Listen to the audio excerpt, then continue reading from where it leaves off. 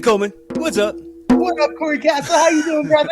How's it going, man? Chilling, man. Doing real good. Fresh off the plane from Vegas. Just cooked up some new sauce. I'm doing great. All right, dude. What? Oh, man, it's funny because I just want to casually jump right into questions. Even though I want to before do that, I want to say, bro, welcome. Thank you for joining me. Of course. To me, I want to make sure I let you know that you are so welcome and so safe and to say and do and feel anything you want, and I'm not going to judge you for anything. Except for when I very much judge you, and you'll hear it in my voice. I'm kidding. It's not going to happen. So welcome. Thanks for joining me. This is really appreciated, dude. This means tons to me. I mean, kind of broke a. I haven't recorded an episode in over a month, so this is a neat little slump buster for me. Hell yeah, dude. I'm glad to be a part of it. As soon as you hit me up and asked, I was 100% down. Oh, cool. Because I knew you were here, and I knew you probably saw this thing. Yes. And I was like, oh, right. Well, I guess I gotta ask you to do it now. So I know there's a good chance that my listeners don't already know who you are. And there's a good chance that your listeners probably don't know who I am. Or not your listeners. Do you have a podcast? You don't have a podcast. I mean, we do. We do have a podcast. I have two podcasts. What? I got Revival Radio with my homie, the Brain Cell, C-Mass in the house. And then we have the brand new Crucible of Spice, which is our hot sauce gauntlet. Your viewers may have seen Grey Wolf doing a little quick hot sauce review with me. I also do long forms of those with some of my favorite independent wrestlers. Oh. So Grey Wolf's not your favorite, is what you're saying.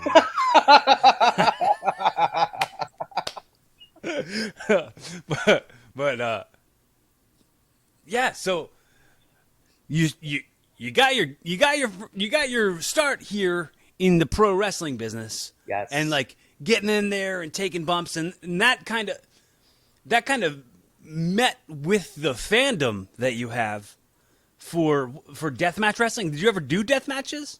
I did not. I love deathmatch wrestling. I respect it for what it is. Mm-hmm. I respect the guys who go out there and the girls who go out and do that to themselves. Right. Because it is deathmatch is art. Mm-hmm. I see a lot of people saying the art of the deathmatch, and that's very true. Because it's one thing if you're just hitting somebody with a light tube, but to actually have the story behind it, so it's not just two dudes rolling in glass, it means a lot. So I never did it myself, but I've been a huge fan. So as soon as I started expanding the hot sauce outside of just horror movies and going into my roots with wrestling, I thought it was the perfect combination. All right, awesome. Are you a big fan of stand-up comedy? I love Mitch Hedberg. Oh, dude, my favorite of all time. You just ground wired into my spirit. That's my favorite all-time number one comedian, Mitch Hedberg. He has a humongous influence on my life and on my not the heroin. Yeah, that part. But everything else, the comedy and the delivery, that style. I feel one-liners is my brand of humor. It's great. He was such a genius. How simple his jokes were, and they would just kill. If you did hot sauce after Mitch Hedberg, could you name it? You give me the money, I give you the hot sauce. End of transaction.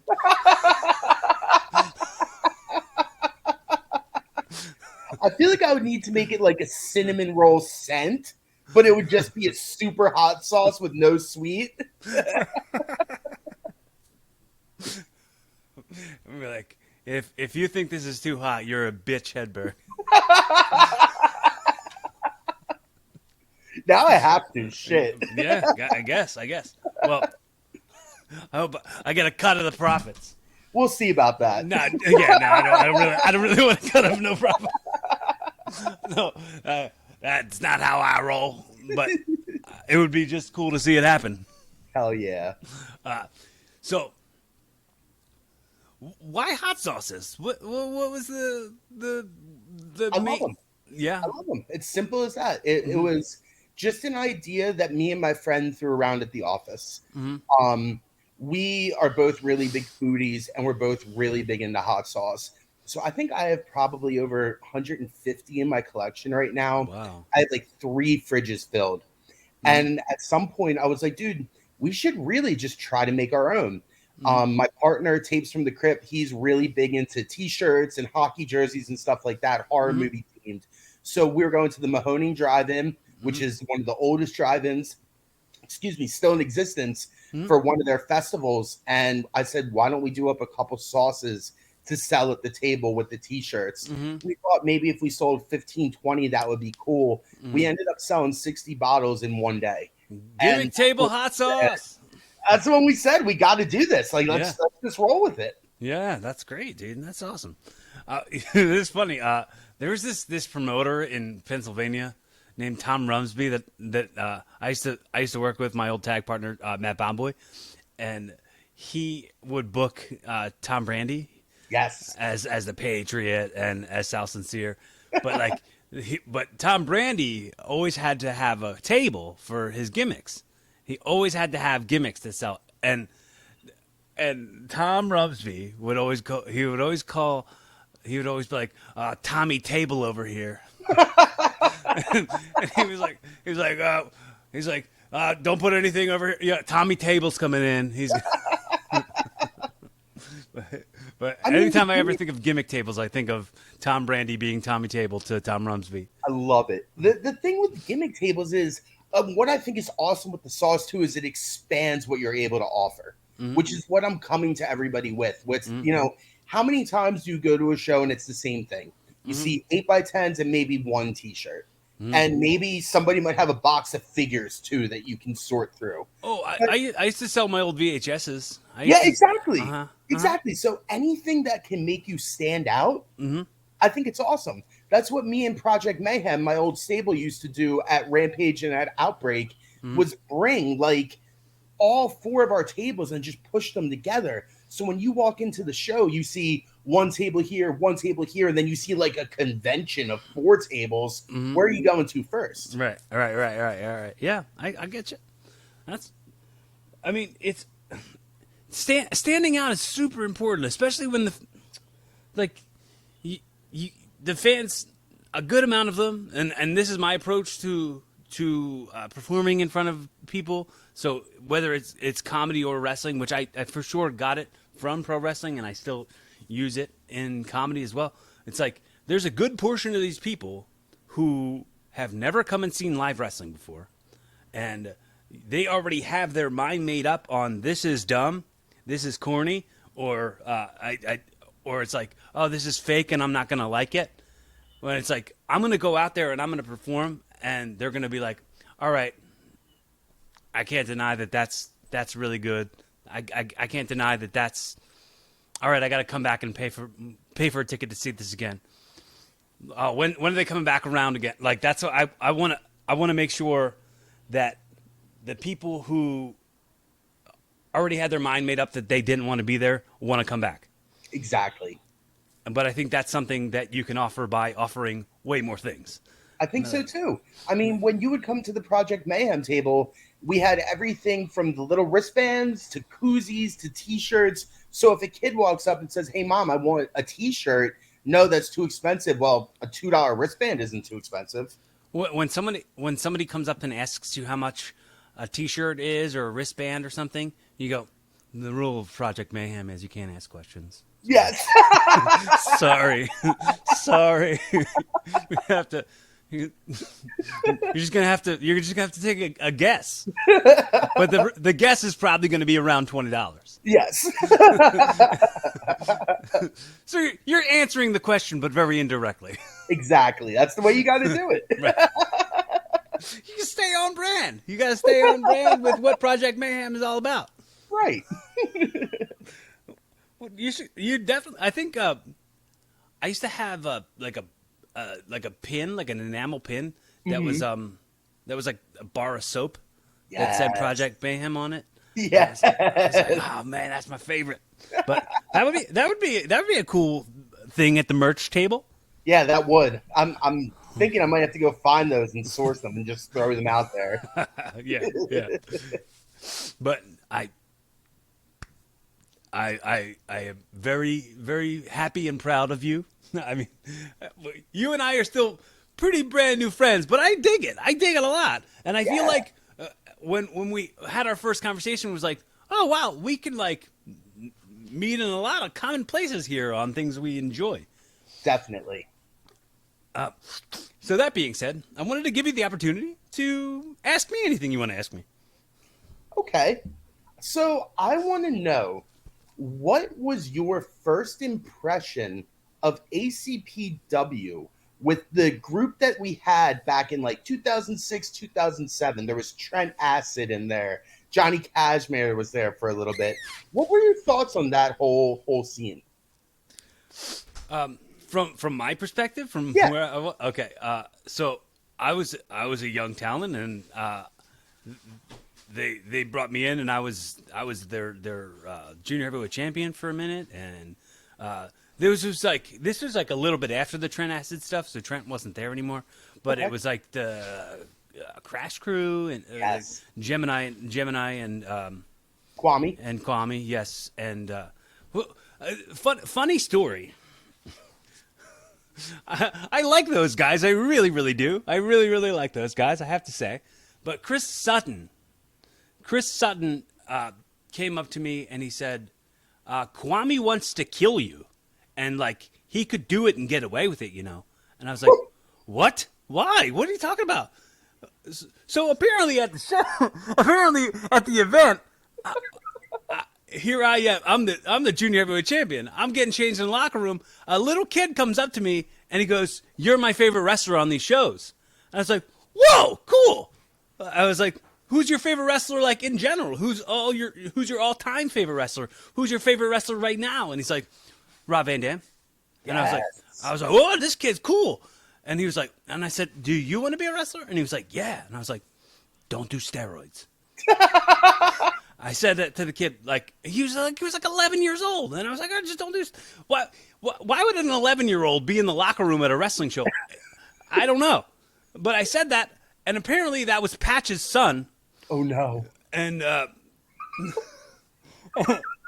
and Kwame and Patch were all gassed up, and apparently it pissed a bunch of people off that I said to this. I'm like, what?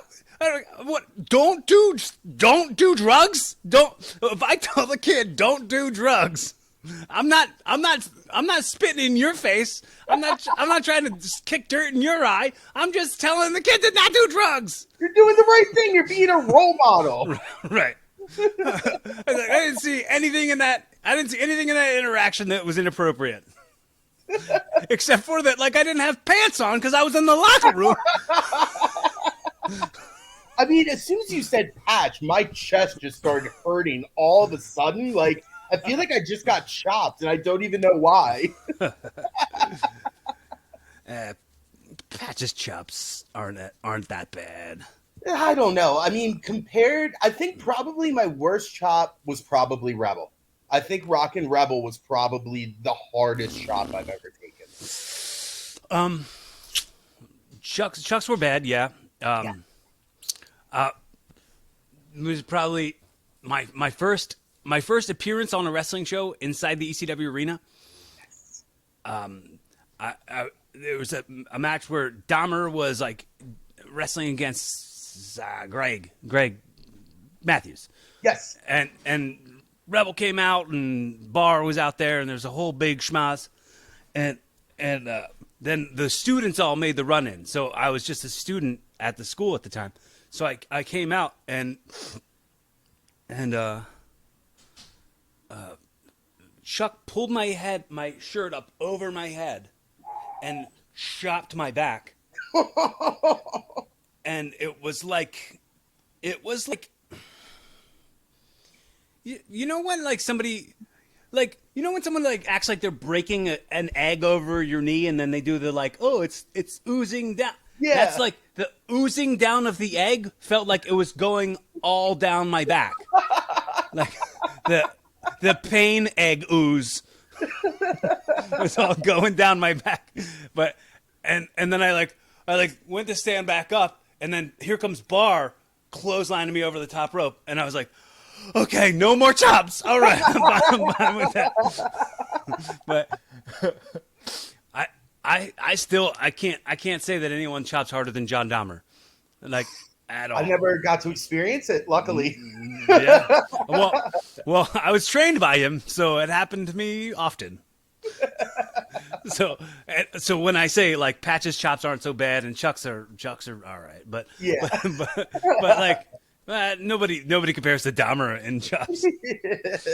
Do you remember those old arena shows where he would like take you around the guardrail, like every side of the ring, and like and put you on the ropes, and then put you on the guardrail, and he would chop you on both sides? Ugh. No, thank you. That was exactly what Chuck did to me with ours. He brought me to each guardrail and just did a front and then a back as I was walking to the next side. Yeah. Well, he just made a twist on Dahmer's and turned it more into the dick-headedness of Rock and Rebel. I can call him a dickhead on the record, and no one's gonna get mad about it. No, absolutely not. You can go right ahead. I'm really conflicted, man. I'm really very conflicted about that because Chuck really reached out to me. He helped me out a lot in my young career. He would like call me and check in on me and shit. Like, and it's weird to like have what happened and not be able to mourn somebody because they're a monster. Exactly, and it was tough for me too. I mean, probably 2 weeks before it happened, I had just spoke with him, and he had booked me for his show that he used to do up at his campground every year. And it was going to be me and him in the main event once again, going for like 2 out of 3 with our feud we were doing. And was his like Westchester shows? It was not in Westchester. It was up in Lancaster, actually. Oh, okay. And it was like a little campground resort where people would stay for the whole summer. And apparently at the end of the summer every year, he would do a big show. Okay. And so, you had like Robbie Illuminati, you had me, Bro Keller, a couple other people all up there. It was really fun. Cool. So he's getting ready to book me again. And then what happened. And it was like, I can't praise this man, even though he did do a lot for me. He is a monster. Right. He used to book me in 2006. He used to book me at his school shows, that Blackballed Wrestling, and doing those shows, and like meeting all the friends that I met there, like all that whole thing was set in motion, like stuff that changed my life and like made it better, Yeah, made my career better. So like I met Matt Bomboy there, I met Dinmock there, I met that was like. I don't know if you know, like, Sozio, right? Mm-hmm. So, him and I kind of had a falling out as friends. Okay. For a minute there, and Rebel called me up and he's like, "Yo, you guys got to work together. We just got to make it happen. We got to turn this into this like real life shit into like shit you guys get over." Yeah. And then we did, and we're still super great friends. Like, he's one of my favorite people, man. I have to say, like, I text with Niles every day. Not every day, come on, but I'm saying like pretty often. I'm texting him right now, actually. We're texting right now. Here it is. You son of a bitch! You got a text from me. I didn't even pick up my phone, but you got a text from me, bro. I'm expecting to get a text message when he hears that. Yeah, exactly. So who are like your role models? Who are like your archetypes? Like who are your favorite types of wrestlers that you were like, yes, I'm going to be that? Dusty. What's that? 100%. It was Dusty. Dusty was always my biggest inspiration. I mean, growing up, I was a big Triple H fan. Even more than like Shawn Michaels or anything like that. It was always Triple H, and Dusty were kind of who I combined to make Rich Steve. I wanted that Evolution era Triple H, just cocky as fuck, doesn't care if he has people to back him up to do his dirty work for him, because all it matters is the title. Right. And then Dusty, just for the promo. That was what I modeled myself after. I always wanted to have that type of style because I'm a bigger dude. I'm not the most athletic. I'm not going to be doing the 50 flips or anything like that, but I'll talk you into that seat. You're going to want to see me get my ass kicked by the dude who can do those flips. Yeah. I've never seen someone do 50 flips in a match. We should start counting, be like, oh, that's your 40th flip. You better calm down. You only got 10 left. Yeah, there's a dude, I don't know if you know, his name's Ninja Mac. He's a GCW guy right now. And this dude is insane. He does these back handsprings into like a fucking twisting senton over the ropes, but he goes back and forth with it like 6 flips this way, 6 flips this way, 6 flips this way, flip, and it's nuts. Do you know the first person who I saw doing like crazy cool like handsprings in matches? Claude Ruckus. Yes. And I was like, this guy, he's amazing, and I could understand how he was when I first saw it was 2001. Wow. Actually, I think I met him in 2000, but I remember like meeting him all the way in like 2001, and he was also a big nerd. Yes. And I kind of thought that was cool because I worked at a laser tag place called Ultrazone. Nice. And there was one of them in Baltimore. So he was a league player in Baltimore. So we would chat about that and like nerd out together. But yeah, he can still go too. He kills it still. Yeah. I haven't seen any of his recent stuff, but I'm into it. I'd like to see it. It's awesome, man. Me and Robbie Illuminati are actually collabing on a sauce soon, and so I was kind of going over the recipe with him and Claude to see what they thought about it, and I'm excited on it, man. Are you gonna call the sauce "Laces Out" Robbie Marino?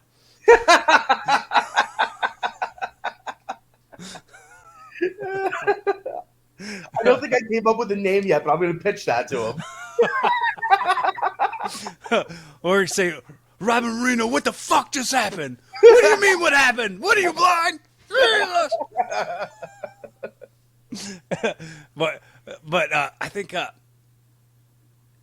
have another podcast called Wrestle Rock, and there's like a series, like a bonus series that Rick's been doing where he like sits down and has like shoot interviews with Eddie Valentine. Do you know Eddie Valentine? Oh, yeah. So Eddie Valentine has told all of the stories behind the Jesus stuff.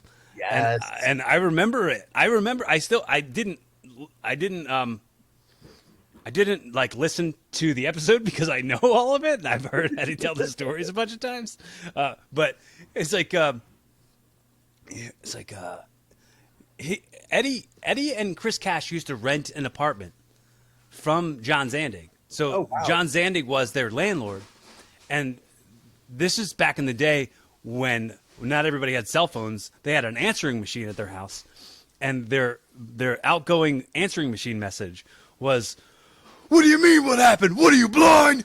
Jesus!"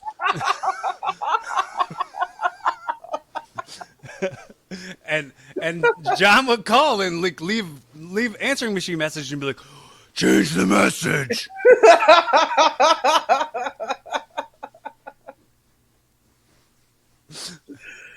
But that's like my new favorite story. I can't wait to tell Corey Cross that. Okay, cool. Love that dude. But yeah, I was at that apartment one time, and I know another story that took place at that apartment was Mondo was staying over. Okay. Because Mondo was flying in from Minneapolis, right? Mm-hmm. And he would stay at Cash and Eddie's place. And one time this is not a story that ages well, and it's not 2021 friendly very much. but he got out of the shower and he pulled his towel off and was chasing Chris Cash around naked. That's the story I've heard Eddie tell a million times. Well, a million times back then. How good was Chris Cash, though? Dude, it's like Darby Allin got a tap right into what Cash was. Yes. Dude, Cash was an immense part of the evolution of Corey Castle. There wouldn't be me if there wasn't Chris Cash, because I started training at the school probably 6 months to a year before him. Okay. And him and George, GQ, were friends with John Zandig's son, John Sr. And they were backyard friends. Like they used to do backyard together. So like they kind of had a little bit of experience. So they they took pretty naturally to the motions and stuff. And I was 16, 17, something like that. And an awkward dork. Like, yes. Like I said, klutz life. I was not always picking up on everything, and I was struggling, and I was very much like, man, I've been here. Like Cash and Ian and George had all debuted on the shows already, and they started the school like 6 to 8 months after me, and I was feeling all really discouraged, and Cash was like, hey, James, look at me. And he like popped me right in my eye, and he's like, you're good, dude. You're good. He's like, all you got to do is let John see it. He hates you. I don't know why, but you got to just show him that you're good enough. And then in September of that year, I had my first match in CZW. That's awesome. But that was because Cash was like in my face about it. Like, let's show him. And he kept calling matches with me at the school for us to have matches. And he was like, all right, now do a match with George. And he would like watch it and he would like talk to me about it. And he would be like making it a pet project to show John that I was better than he thought I was. That's so cool. And he definitely didn't have to do that at all. He didn't have to do that at all. So I still have immense gratitude for the relationship that I have with Chris Cash. And I mean, as short as it was, I mean, I only knew Chris Cash for 4 years, maybe. But I mean, the amount of impact that he had on my life in just those 4 years, I'm very glad that I got to meet him and be his friend. I was just talking about him yesterday. He made fun of the Jesus promo so much, right? Like, it was a thing he said all the time. He was like, he would be like, what do you mean? What are you, blind? Like, all the time. That was his thing he would always go to. But eventually, he came to having his own "What are you, blind, Jesus" promo, where it was like out back of the arena. Okay. It was like they were doing some promo that was like J.C. Bailey, Spider Nate Webb, and Cash, and they were behind the arena. Tell me if this sounds familiar to you at all, because it probably doesn't. No. Chris was drunk or something. I don't know if he was drunk or something. I have no idea. But he came out and he ball tapped J.C. Bailey, and then Spider Nate Webb was there, and he's like, "What are you, some kind of spider? You little snake in the grass?" I had never heard a young person say "snake in the grass" before. What are you, some kind of spider? You snake in the grass? And I made fun of him for it all the time. I would rewind it and watch it back all the time. I gotta find the footage of the. I need to see that. That is like, I'm doing an episode of the Gauntlet coming up with Spider Nate Webb. Okay. I almost wish I could show him that and just get a live reaction on it. Yes. It has to happen. What are you, some kind of spider? You snake in the grass? That whole era, man. That 2002, 2003 CZW is just so good. Well, you Like, see, I think a major part of it, that made it so cool and made it so real and it made it so like this is the brand. Like that was what CZW felt like. Okay, so I have to go and say that I was in high school when I first started at CZW. yeah, So like I would be in school and I'd be writing on my binders like CZW. Like I was just such a nerd. I would like draw pictures of Nick Mondo and Messiah and stuff. Like I was a mark for it while I was there. So I got to like know these people that I'm like marking out for. But like I'm not marking out because my training, Dahmer would kill me if I would ever. Eddie would kill me if I ever marked. Especially Eddie would kill me if I ever like marked out. But Eddie had this. This is a funny story. Eddie had this sit down. He had us all sit in the ring, and he just like gave us like a seminar. Like he was just talking about stuff. And he's talking to us about inappropriate behavior at shows. And he's like talking about jokes to not make, things to not do, and like that was on a Friday, and then Saturday was the show, and SAT came into the show, and they were making all the inappropriate jokes, and at one point, like the pads for the ring, the pads for the ring, one of them was like just a little sliver. Mm-hmm. And Red picked that up, and he was acting like it was his dick, and he was like hitting everybody with it. And I was like, "Hey, didn't you just tell us to not do stuff like that?"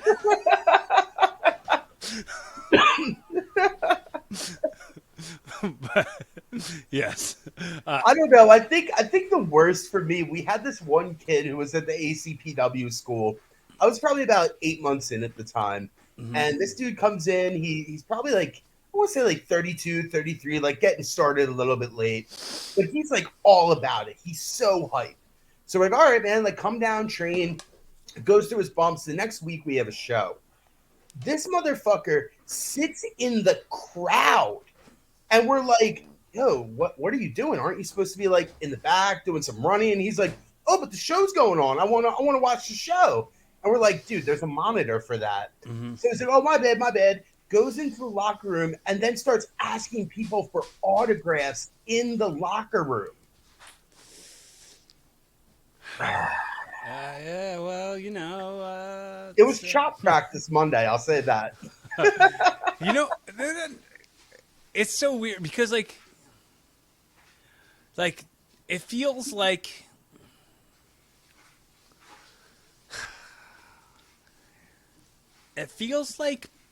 Shop Day was such a thing for us back then, but like it feels like such a bully thing now to think about it. I was just about to say that. Like, and I remember like just getting like stiffed all the time back then and being like, well, I deserve this. I'm paying my dues. Do you hear the reaction this is getting? Do you hear the crowd? They like this, so I'm giving them something like they like. This all. Meanwhile, I was concussed every time.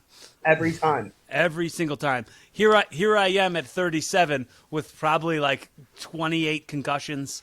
I not diagnosed, but I can recall sitting in the back after each show going, I don't remember anything from that match. Yep. I don't remember anything at all from that match. I mean, I remember so I started training when I was 16 too. Mm-hmm. And so I had probably been on, I want to say maybe 4 or 5 shows at this point. I was just turning 18. Mm-hmm. And there was a dude at ACPW at the time named Southern Enforcer. And so this dude, we had New Jack coming in for a show. And so he was like, listen, so I need everybody at the show like 3 hours early, like even earlier than when we would be doing setup, because New Jack's going to be there. I need you guys to be there for New Jack. Now, I'm still a high school kid. I had to work that afternoon, and there was no way I was going to get there any earlier than just like normal call time for setting up the ring for students. Mm-hmm. So I'm like, listen, like I'm going to do my best, whatever. I ended up getting there like an hour and a half earlier than I thought. I thought everything was good. Look at the run sheet in the back, and now I'm in a 3-way match with the Ugly Baby and the Southern Enforcer. And I'm like, that was not supposed to be my match, but okay. And Southern Force is like, I'm going to take care of you. You're fine. You're fine. I'm going to take care Was of he you. the bald one, the tall He bald one? was the Okay, tall, I bald like there was Southern Justice, Yes. who was the heavy guy with the long hair and not, and he was the one who in that New Jack match. I've told this story. This is my New Jack story that I tell all the time. Yeah. So, the show day, I was in the ring, and Gabby and I were chaining around in the ring, and like at ACPW shows back then, they didn't draw well, but No. there would just be like fans and friends. They're not fans. They're just friends and family of the wrestlers, and her and I were just like we're just chaining around the ring, and then Jack walks in, and he's like, "There's marks in the building. Get out!" Like he was like, "They open the doors. Get out of the fucking ring!" And he started yelling at us, and I was like, "Oh God, all right, sure, I guess I got to get out." And then he starts yelling more at me, and I get in the back and I start getting changed. I don't know what my match is going to be, but I'm getting changed. And he comes and makes fun of me. He comes and makes fun of me. He says that I look like a fucking condom for some reason. He told me I look like a condom in my tights. And I was like, okay, whatever, dude. And then Sutton comes up to me and he's like, "Oh, you're in the match with Jack." Mm. And it was supposed to be like a gauntlet or something. So I started the match where I was supposed to go in there with Southern Justice and get him all blown up and like run around so he gets all blown up and out of shape. I mean, I'm not going to make him out of shape. He's out of shape already, but but I'm supposed to blow this guy up so that once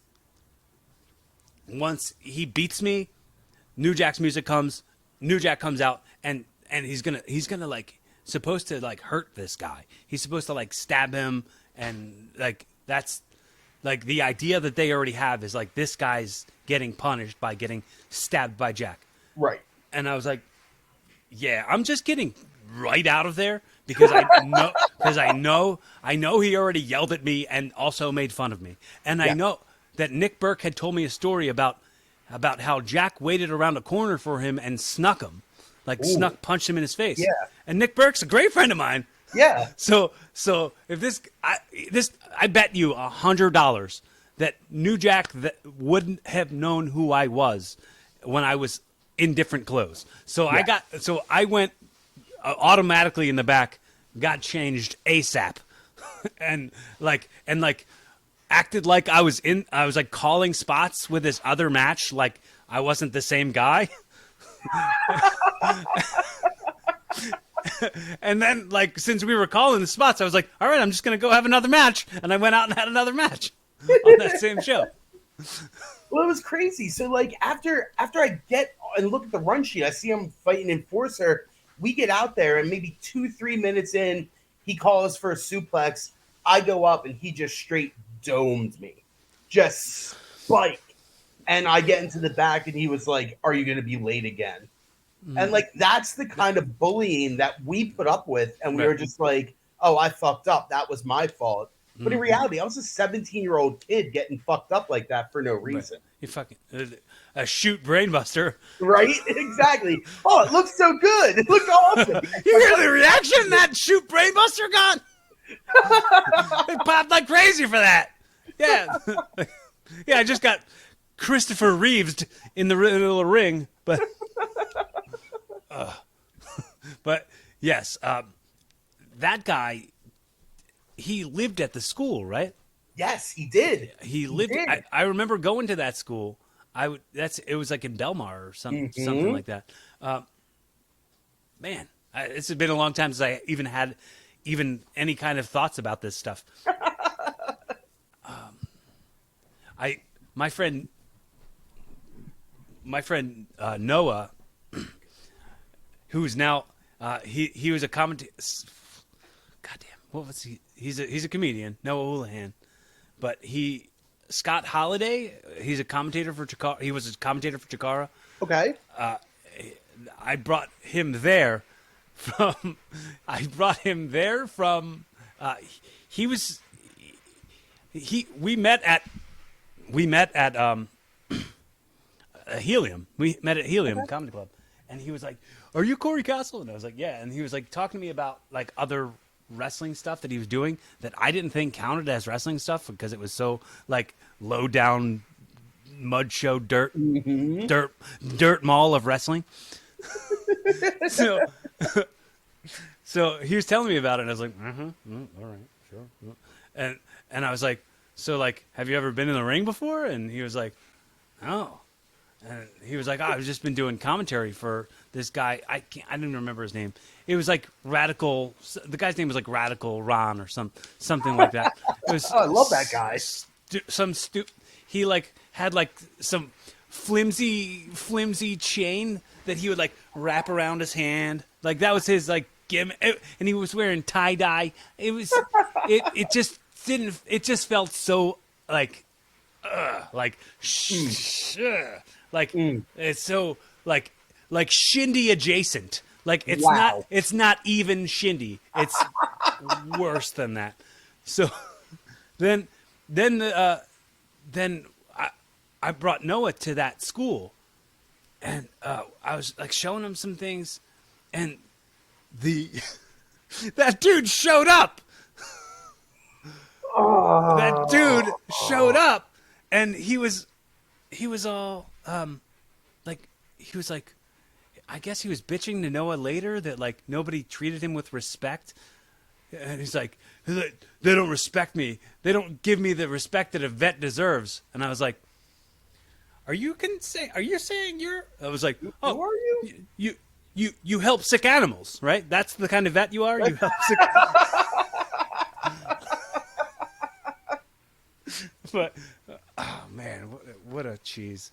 He was just so crazy because I mean, when I came in, my trainers were Gemini and Onslaught. Okay, and like I felt I got the best training I could from them, and then all of a sudden this dude came in and he was acting like he had been training me from day one, and just treating me like absolute garbage for no reason. So nobody really respected him. I mean, you think about at that time, Marty Corpse was there. Stan Styles had come through before he became what he is now.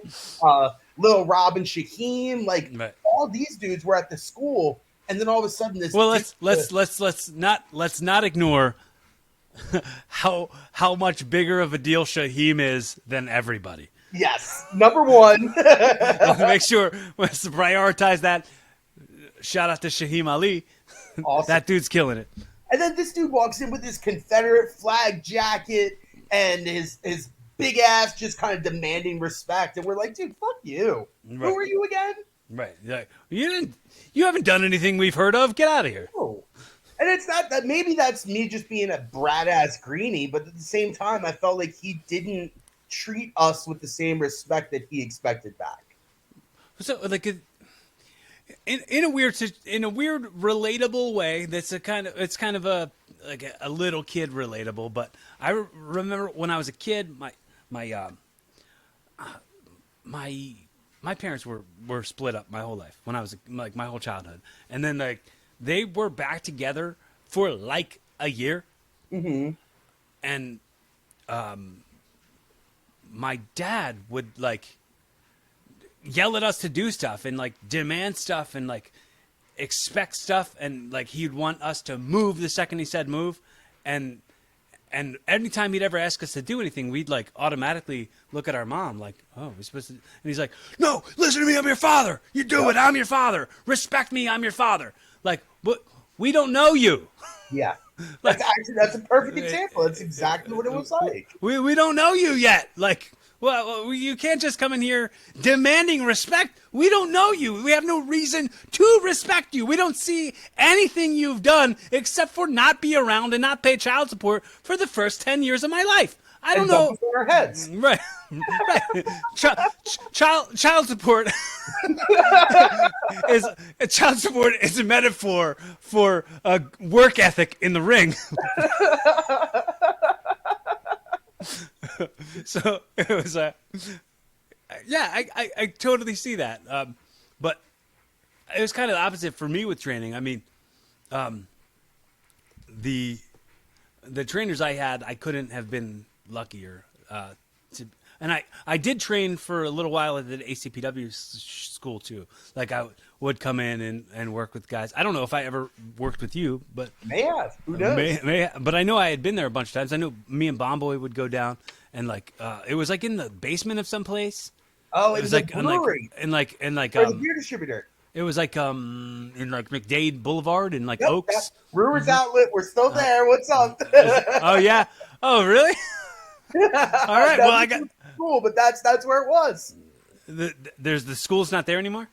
No, they moved it. It's actually at Sutton's now. He built like a whole greenhouse. Oh. And they train in his backyard now. Whoa. Do you train there? No. I've gone down a couple of times just to help the guys out. Yeah. And it's nice. Like Ty Reno's the trainer now. And then Dennis Reaper is one of the other trainers. So I've gone down there for like promo class and stuff like that. But I don't consistently go there. Mm-hmm. Well, I mean, my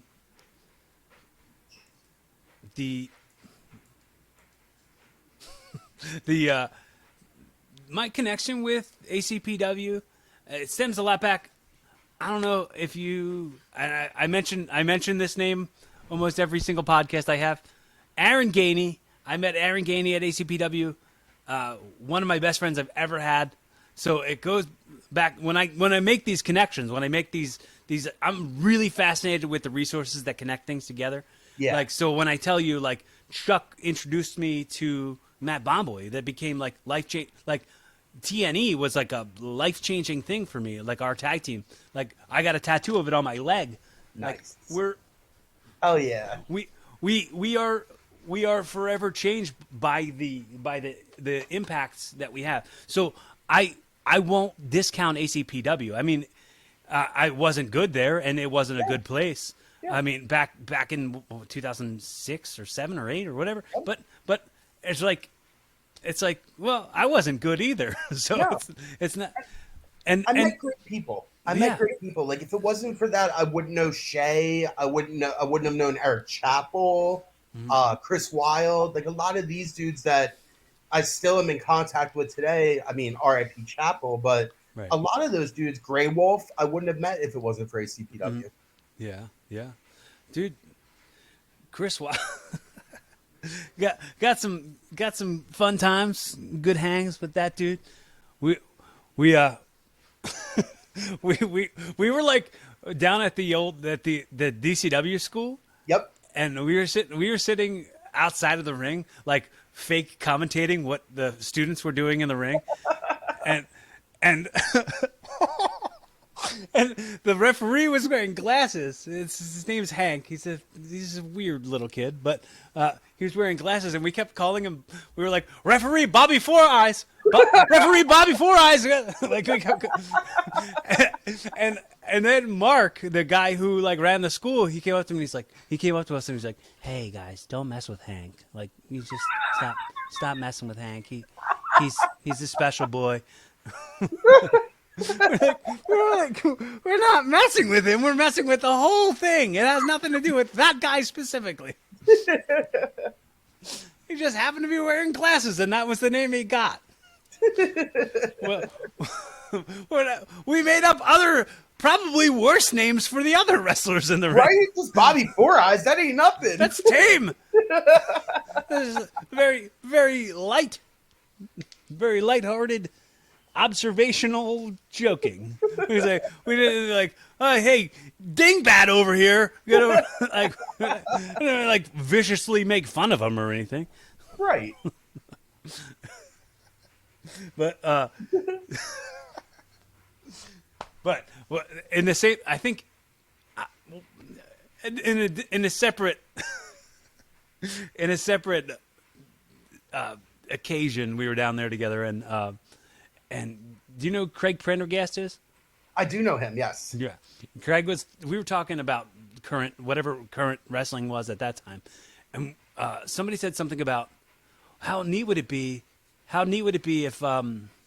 if Zack Ryder defended his internet championship on the wrestling on WWE or on Raw or something. And Greg was like, he was doing this, and then when someone said that, he went, "That'd be awesome!" And he like, he had this ridiculously high pitched reaction to what that was, and Chris and I, we just jumped on it. Wow, awesome! Should I give you an exclusive right now? Do you want something exclusive? Because you just said it, and it's kind of in my mind now. Absolutely, yeah. All right, here's an announcement for all of you. Coming the first or second week of November, Snack Season presents to you Death Match King Heat Magnet Zack Ryder Hot Sauce. It is coming. It is on the way. Cool. That's awesome. Is that what you're calling it? That's what he wanted it. That's what he asked for. Deathmatch King Zack Ryder? Yes, because he's doing that whole GCW gimmick now. Right. Is he not? Isn't he using Matt Cardona or whatever? He is. But it's gonna be just the Deathmatch King Heat Magnet Sauce. It's gonna be a sriracha. Ah, okay. I got one with him coming, and then I have one with Tyler Breeze coming as well after that. Cool. So there's some big exclusives that haven't hit anything yet that I just gave to you. That's freaking rad, dude. That's very rad. I'm excited for, dude. I hope that getting these like names to kind of like give you their permission to do this, or I hope this really like generates some, because I know this is like your full-time gig now. Yeah, this generates just like abundance for you. I just really want to see you doing well. I hope you know that I'm all the way fully on your side now. Yes. And like any success you have, I'm on your team. I'm there cheering you on. So hell yeah. I get really into the saying that anyone else's success isn't my failure. So like what you want to succeed in isn't always the exact same thing that every single other person wants to succeed in. Yep. So if somebody else succeeds, they're like, "Whoa, it's possible to succeed. Let me take that as inspiration to succeed myself." So it's like anytime I ever talk to somebody who I think is like fascinating and has a great story, I'm like, "Dude, start a podcast." Like, oh yeah. Like it's not going to be competition to me. I don't believe in that. I don't think that there's too much out there. There's too much. Like every single person has such a unique voice. Like you have such a point of view that's only your own. No one else has that. So absolutely find that voice and use it. I love it, man. I love it. I said on Twitter a couple weeks ago, the only reason I'm here is to gas up my friends and people I think are cool and sell sauce if I can. That's what it's about, man. Yeah, it is. That's what it's all about. The hokey pokey of Twitter. Yes. Like I got so hyped when Killian McMurphy won the Super 8 this year. I don't know who that is. That's my boy from Rampage Pro Wrestling. He came up down there. Never heard of him. Oh, he won the Super 8 this year. And it's like Is he from Ireland? Is he from Ireland? He is not, but he should be. He comes out with the whole shooter and the I know who he is. I'm just kidding. I'm totally joking. I know exactly. You heard of Killian? I guess I could explain him. No, he's been on the podcast. But like that's an example. Like right. I'm so fucking hyped for him. I love seeing how much he's blowing up right now. Like this is so cool to me to see my friends succeeding. Yeah, dude, when I used to go down to the DCW school, he was there. Or when I would go to Deeds, Dirty Deeds, or not, Sunny Deeds, Sunny Deeds. Yeah, when I would go to Sunny's school, I'd see Mike all the time, and that was like we talked about all that when he was on the podcast, and and like very much like what our personal relationship has been like, because. For me, I look at guys, and I was going to mention this as a part of, I think I skipped saying it, but a part of the allure and the like, this brand is on fire for CZW back in the 2003 was the real life Messiah stuff, like the stuff that Billy was going through. That really added to the like, wow, this brand's doing something. Something's gonna happen. And like, you had that penetration of it being on America's Most Wanted, and like and then I had Messiah on this podcast to have the conversation with him, saying how he inspired me so much. I call him Inspire. No, I really don't. No, I don't. I'm just totally kidding. How is it my food? I don't know. No, but no, to me, like, he had the episode where the people broke into his home and they cut his thumb off. That happened to him on August 4th, 2003. And he returned to wrestling on the 28th of August with his hand all bandaged up and had a death match. Whoa, this could have been your out. You didn't ever have to do this again. You could have been like, well, all right, well, I gotta hang it up. This guy was like, nah. And the show that he had that match, he had a death match against Mondo on that show. Okay. And it was the one where he was like wearing, I don't know if you've watched, he was like wearing like shorts and like a Spitfire t-shirt. Okay. Like it was like a blue Spitfire t-shirt. And before the match, we were backstage and he did this promo, and in the promo he held up his hand with his thumb missing. Yes. And he was like, you see this? This is just an obstacle. I've overcome so many obstacles. This is just an obstacle. And when it came to me being right next to him when that happened, I like that. It just hit me so hard about any kind of obstacles I've ever had, and if this guy's overcoming this obstacle, and like never not giving up on his passion, it like really inspired me. And then August 4th, 2011, I had a grand mal seizure that almost killed me. Wow. And I had to have brain surgery. And I remember being in the hospital, being like, I'm gonna be home in a week. I'm gonna be back to wrestling in a year, and this will have just been an obstacle.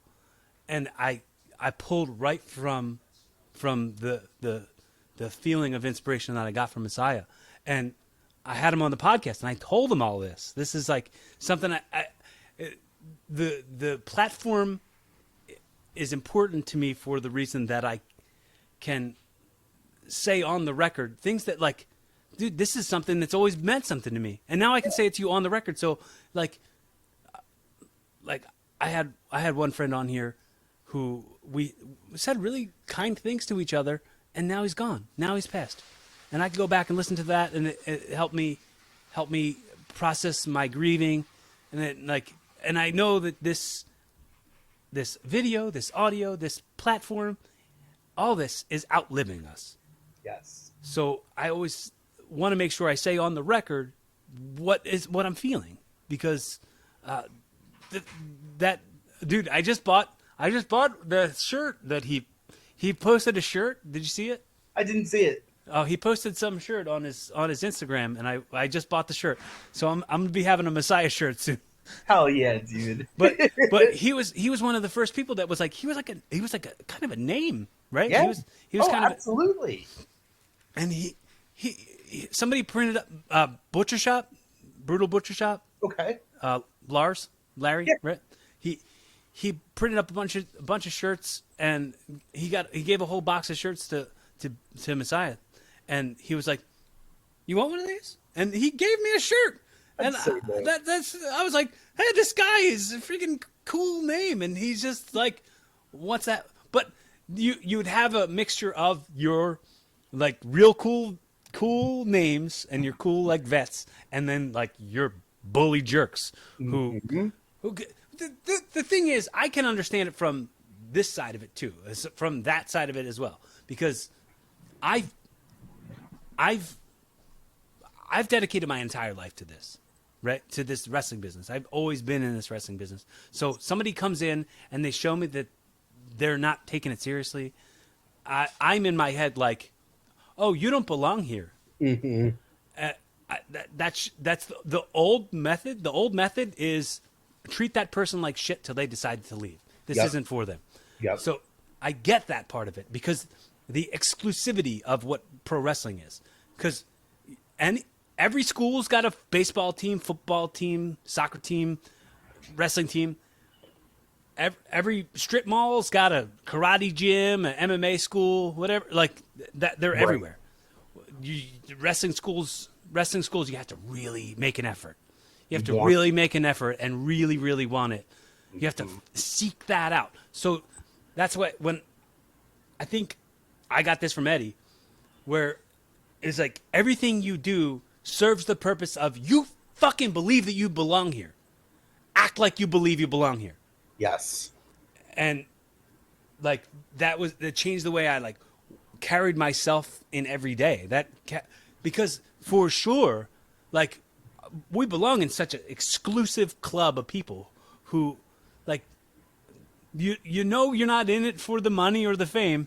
No. You're chasing those validation pops. And that carried over into comedy. It's like I'm just seeking the approval of others, the instant gratification of some applause or some laughter. But I always make the joke that wrestling and comedy are so alike. What I like about comedy is the consequences of screwing up a joke. Nobody hits you for it.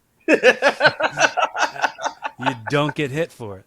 And what else is cool? I get to keep my clothes on and no one punches me in my face. Well, that's cool, I guess. Don't want to kink shame, but I mean that's cool. Yeah. It's my kink to take my clothes off and get punched in my face. I mean, if we're talking exposure bucks, I'm a billionaire over here right now. Right. So I don't know about you. Yeah, dude. We're like, oh, you getting paid in experience points? How do I add to my attributes?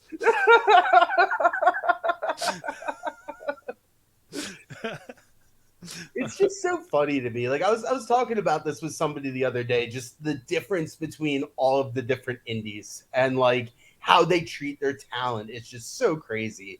Like I'll go to West Virginia and work for a show down there. And if I'm lucky, I get gas money. And then the next week be in Virginia Beach and they put me up in La Quinta. Mm. And it's like, dude, you're only an hour and a half away from each other, but it's that much different. Right. Oh.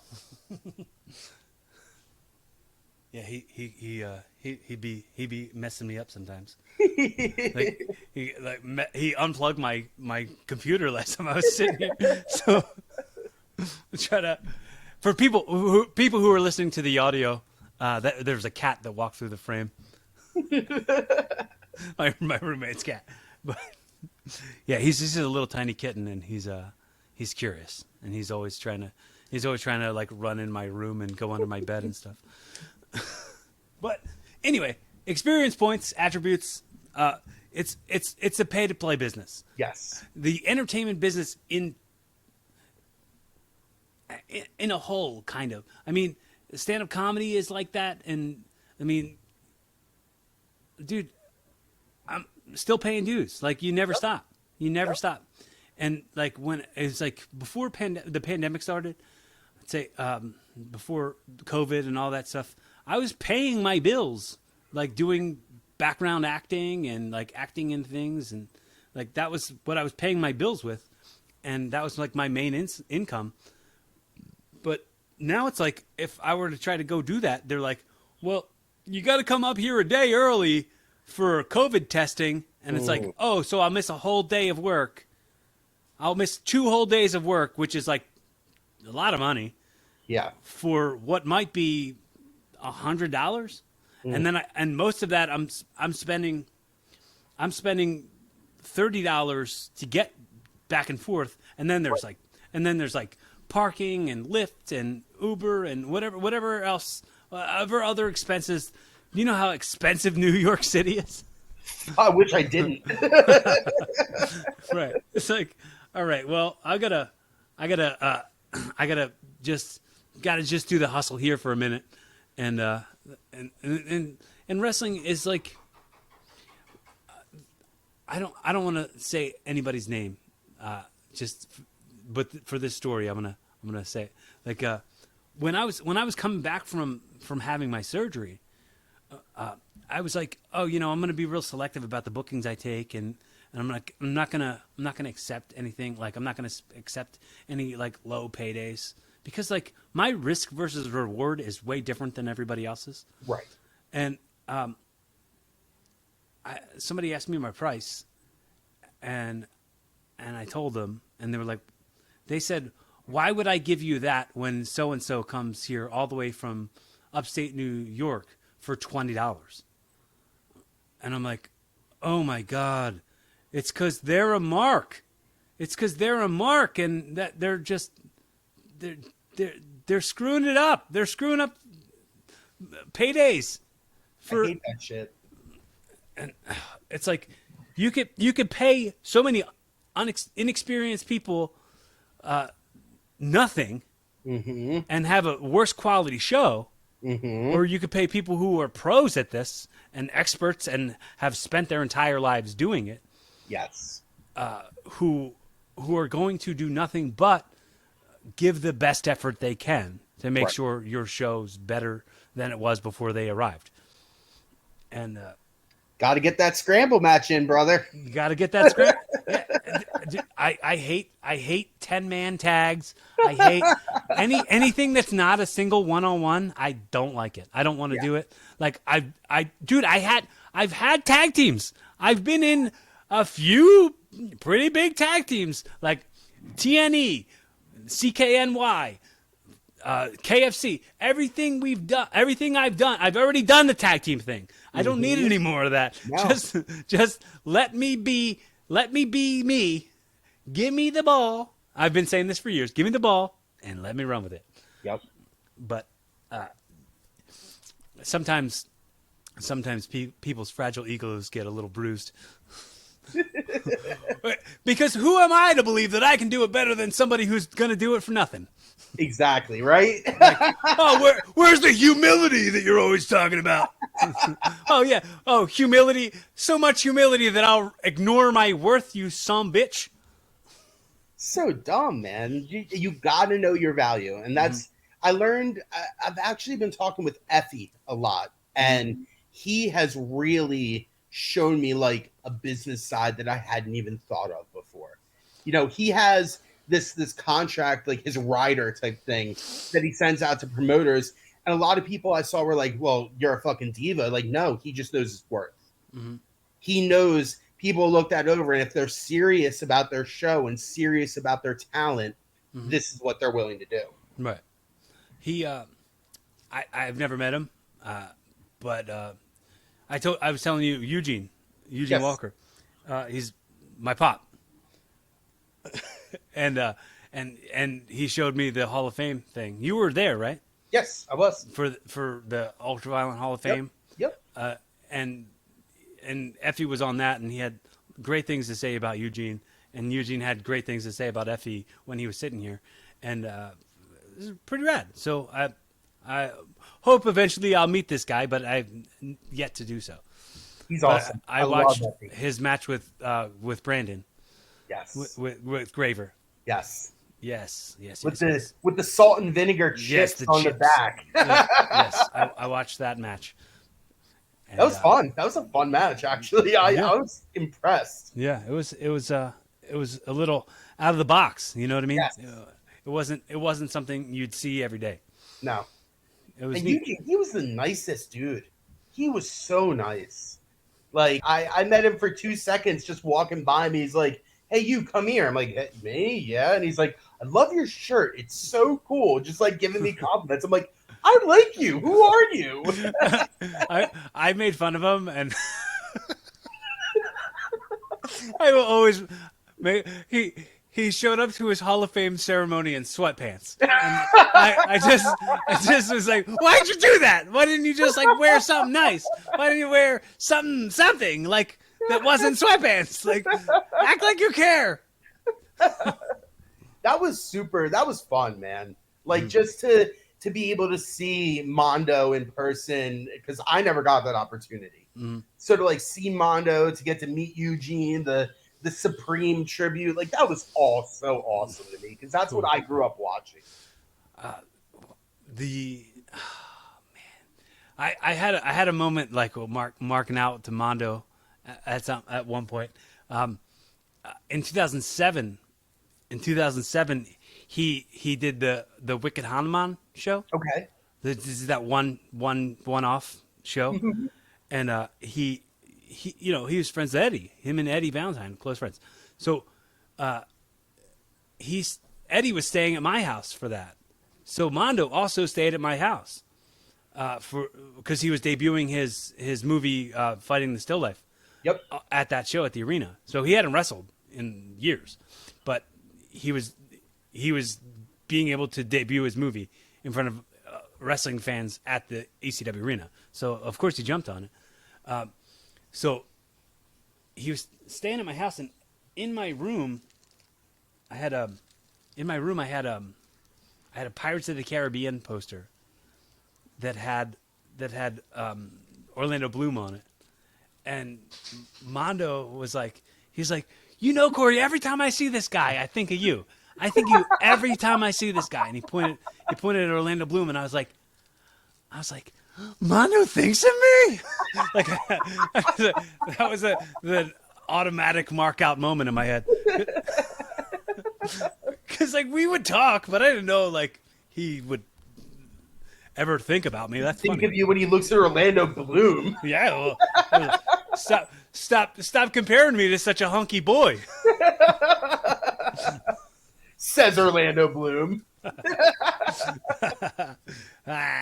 Orlando Bloom doesn't want to be compared to me.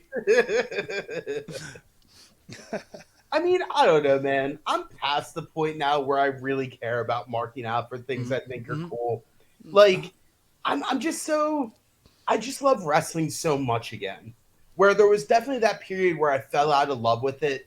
And now I'm back. I'm doing these events. And I'm just like, dude, I just want to have fun. If I see something's cool, I'm going to fucking go crazy for it. See, I'm pretty similar to that, man. I think I'm like wearing wrestling shirts again. Like I used to not like I wear like Stone Cold Steve Austin shirts and Bret Hart shirts and Iron Sheik shirts. Like I never did that stuff before because like you'd get made fun of for that. Like exactly, you'd get called a nerd or a mark, and like Mark was talked about like it was a bad thing back then.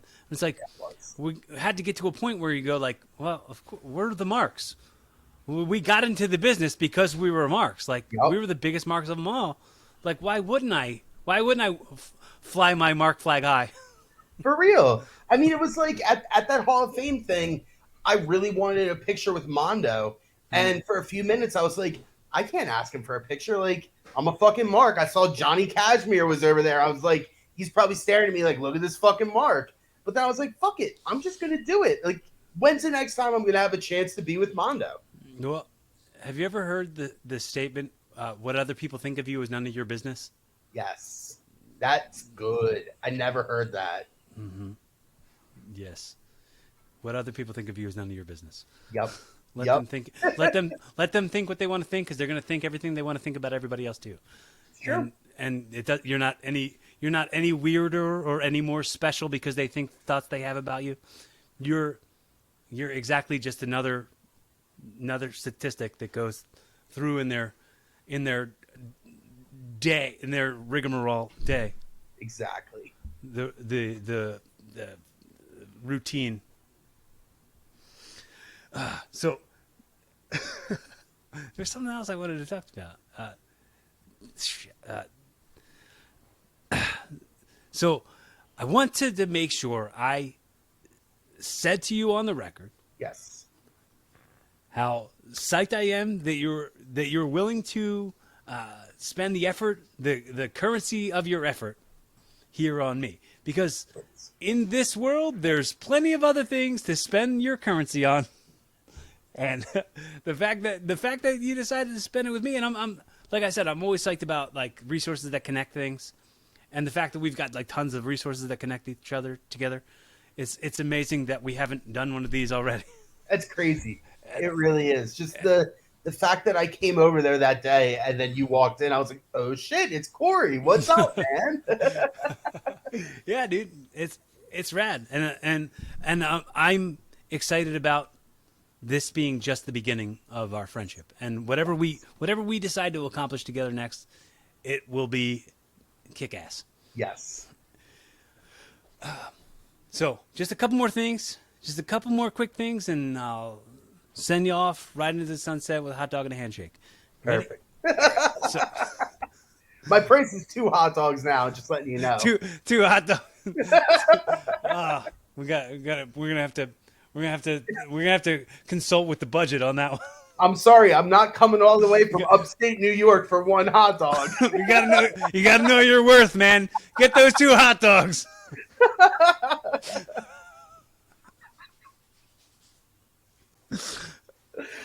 So, I have this segment I call on the show. I call this segment audio time travel. Okay.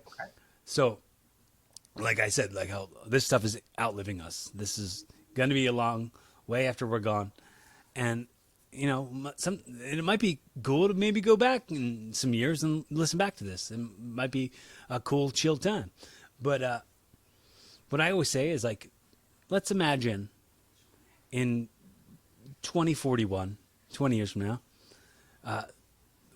regardless of if you're here or if you've passed or any of that, the people who love you the most, whoever loves you the most, your girl, your kids, your mom, your dad, your brother, your sister, any of those people are stumbling across this recording, and they want to hear directly a message right for them about who you are and that real timestamp on right here and right now.